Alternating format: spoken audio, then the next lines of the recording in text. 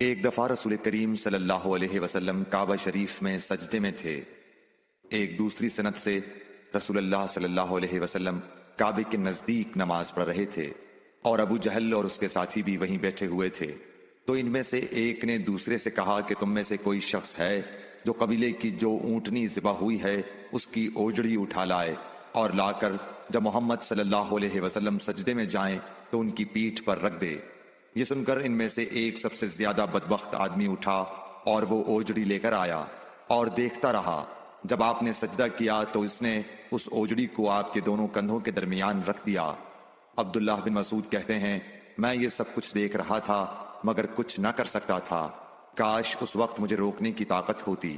عبداللہ کہتے ہیں کہ وہ ہنسنے لگے اور ہنسی کے مارے لوٹ پوٹ ہونے لگے، اور رسول اللہ صلی اللہ علیہ وسلم سجدے میں تھے، بوجھ کی وجہ سے اپنا سر نہیں اٹھا سکتے تھے، یہاں تک کہ حضرت فاطمہ رضی اللہ تعالی عنہا آئیں اور وہ بوجھ آپ کی پیٹھ پر سے اتار کر پھینکا۔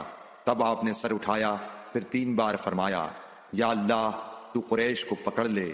یہ بات ان کافروں پر بہت بھاری ہوئی کہ آپ نے انہیں بد دعا دی۔